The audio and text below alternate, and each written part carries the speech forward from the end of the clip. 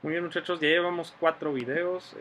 Voy a tratar de terminar el tema. Yo creo que sí terminamos solamente en este video, ¿sí? Entonces nos habíamos quedado en la disreflexia autonómica. Yo les decía que es un cuadro bastante complejo y causado precisamente por un mecanismo este,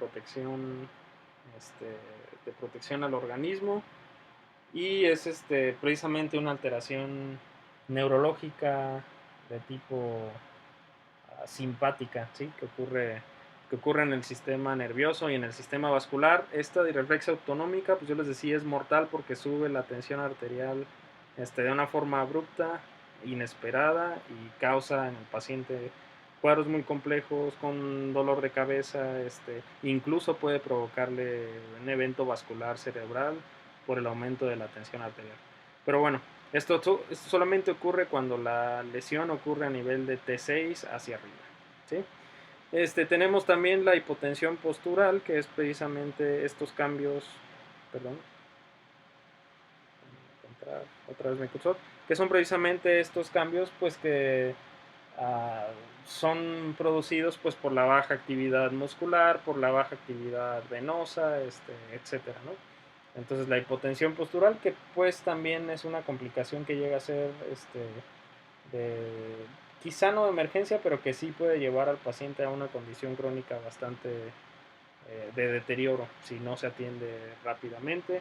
La hipotensión postural entonces también tiene que tratarse de forma en la que se adecue al paciente a ciertas posturas, etcétera. Tenemos también el cuadro como complicación de las disestesias o el dolor, o lo que se le conoce en otros cuadros muy visto en las amputaciones como el dolor fantasma. Pues algo así ocurre con el paciente que no tiene sensibilidad en alguno de los miembros, pero pues que le llega a doler, ¿no? Esas precisamente son las disestesias.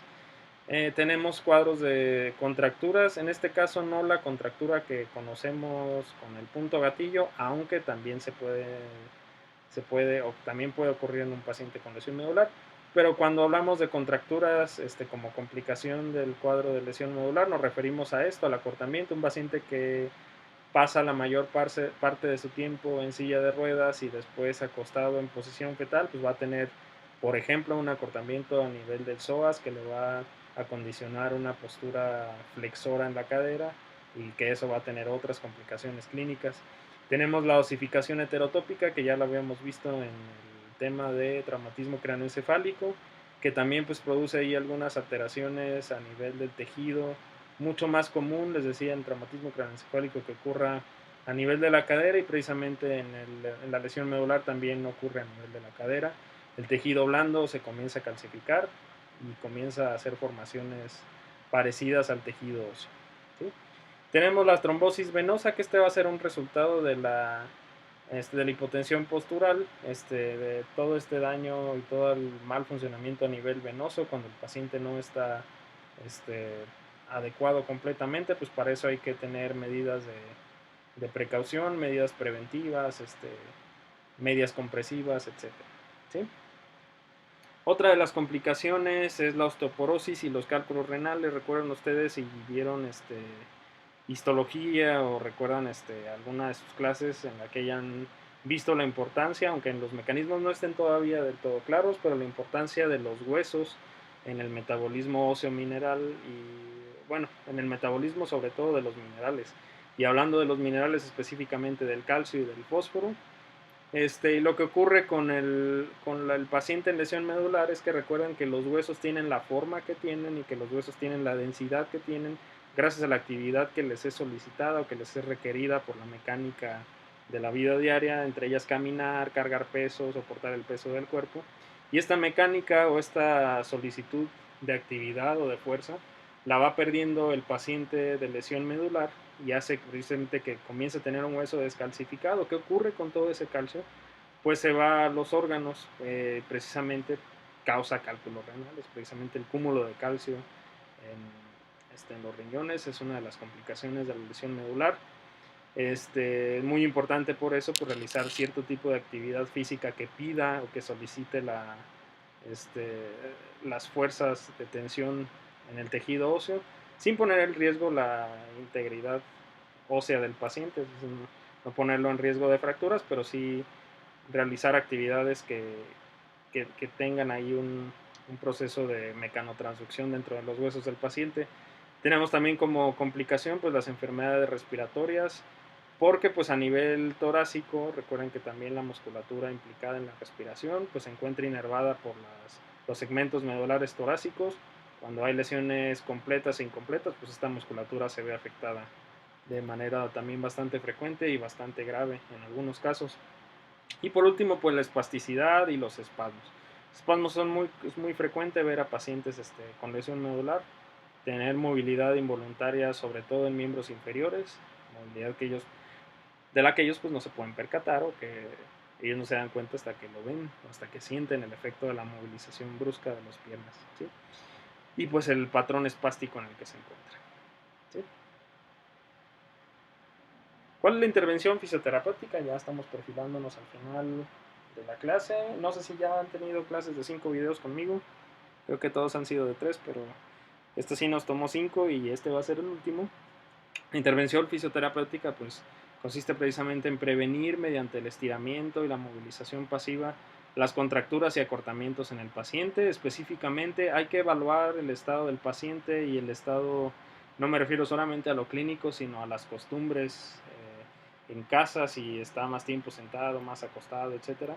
Lo más común es que el paciente pues esté en silla de ruedas y de ser el caso, pues entonces, como ejemplo de este paciente, pues pondremos un tratamiento en el que se solicite la extensión de la cadera, en el que se realice la extensión de la cadera a modo de movilización y de estiramiento, ¿sí? Mejora de la función respiratoria, también hay que realizar una valoración funcional de la respiración en el paciente. Mejora de funciones musculares preservadas. Algo que no está aquí, hablando de funciones musculares, algo que no está aquí, pero que también es bastante importante tomar en cuenta, pues es la función sexual. Estos pacientes muy regularmente tienen alteraciones sexuales que por no ser tratadas a tiempo o por ser un tema tabú, el paciente muchas veces no es capaz de pedir ayuda en ese ámbito. Y es por eso que es muy importante que haya terapeutas físicos que estén entrenados en el ámbito de la pérdida de las funciones sexuales y de no ser así, que reciban una atención médica integral en este sentido. Hay funciones musculares que están preservadas también en el paciente. Esas funciones musculares pues pueden ser mejoradas todavía, ¿verdad? La adaptación a la sedestación, incluso la bipedestación en los pacientes que puedan llegar a realizar marcha. Hay algunos pacientes con lesión medular en niveles inferiores que sí pueden realizar marcha. Y pues la prevención o el abordaje de las complicaciones secundarias que estuvimos viendo anteriormente, ¿sí? Ese es el tratamiento fisioterapéutico. Como tratamiento médico, una cosa que es muy importante es que hay que recalcar que la lesión medular hoy por hoy no tiene una cura mecánica viable, ¿sí? Es decir, no hay ningún tratamiento médico, no hay cirugía. Dicho sea de paso, perdón, muchas veces al paciente requiere cirugía, precisamente pues por cuadros iniciales como ¿no? Déjenme encontrar la imagen.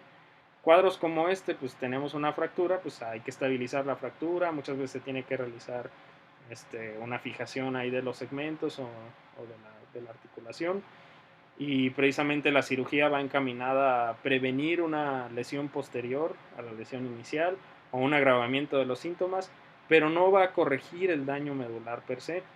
Hay un tratamiento que es precisamente este que les he puesto aquí en la imagen, que se llama estimulación epidural. Es el único tratamiento, es un tratamiento moderadamente invasivo, en que se conecta a un electrodo y por ese electrodo el paciente está recibiendo estimulación eléctrica. Este es el que es de manera invasiva, se realiza naturalmente por médicos, por neurocirujanos, con una referencia posterior a rehabilitación. Hay otro procedimiento que apenas se está estandarizando. Esto ya es un tratamiento viable, ¿eh?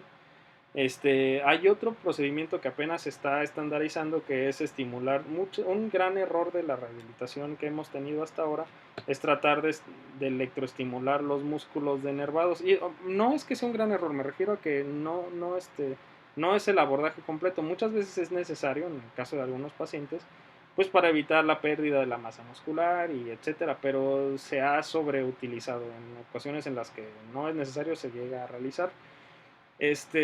Pero un error que se tuvo al inicio de la rehabilitación y de la utilización de electroterapia es no haberlo realizado directamente sobre el tejido afecto. Y otro de las intervenciones, que ya no es esta la estimulación epidural, es precisamente realizar con, les mentiría si recuerdo, no recuerdo si es frecuencia baja o frecuencia media, pero es precisamente realizar la estimulación a nivel medular, una estimulación no invasiva con electrodos de superficie, y que precisamente a ciertas intensidades con una frecuencia específica se pueden conseguir mejoras bastante notables. Fuera de eso no hay ningún tratamiento. Cabe señalar que tanto la estimulación epidural como la estimulación no invasiva de la que les estoy hablando no ofrece la cura, si lo queremos llamar así, completa del cuadro, sino que ofrece un aumento en la funcionalidad del paciente. Y hay muchas otras intervenciones, como la utilización de células madre, que si bien ha tenido un auge bastante grande, pues de la mano con ese auge ha venido también la charlatanería, y se ha visto mediada precisamente por la mala utilización o el abuso del concepto de células madre, que en realidad el nombre correcto es células troncales. Y puede beneficiar a ciertos pacientes del área ortopédica, me parece, quizá incluso que pacientes de medicina estética y odontología, etcétera, pero todavía no a nivel neurológico. Es decir, con células madre todavía no se puede reponer el tejido nervioso, ¿sí? Entonces, las esperanzas de los pacientes con una lesión medular, a, que pues tiene consecuencias motoras o sensitivas, por ahora solamente es la estimulación epidural, que es algo ya estandarizado y utilizado de forma relativamente común, con la desventaja pues que el costo es bastante alto, y por eso aquí en México no vemos muchos pacientes con estimulación epidural. Y el otro tipo de estimulación, que no es invasiva y que todavía está en estudios, y del que se está estudiando mucho precisamente en estas áreas de medicina regenerativa, ¿sí? Pero bueno, ese es el tema. Solamente quería platicarles de esta opción por si en algún momento alguno de sus pacientes de lesión medular les pregunta, oye, ¿y me voy a curar? O pues hay que ser bastante honestos sin quitarles el ánimo de seguir avanzando en el proceso de rehabilitación, pero pues en saber que no hay todavía un cuadro que precisamente que haga que el paciente tenga una mejoría completa de los signos, de los síntomas, ¿sí? Por ahora esto es todo en el tema de lesión medular. Si hay cualquier duda, cualquier pregunta, eh, a través de la plataforma de Teams la pueden escribir debajo de los links en los que pongo debajo de los links de los videos que pongo en la plataforma. Que estén muy bien, vean los videos, estudien, recuerden que hay examen, y nos vemos en el siguiente tema, ¿sí? Saludos a todos.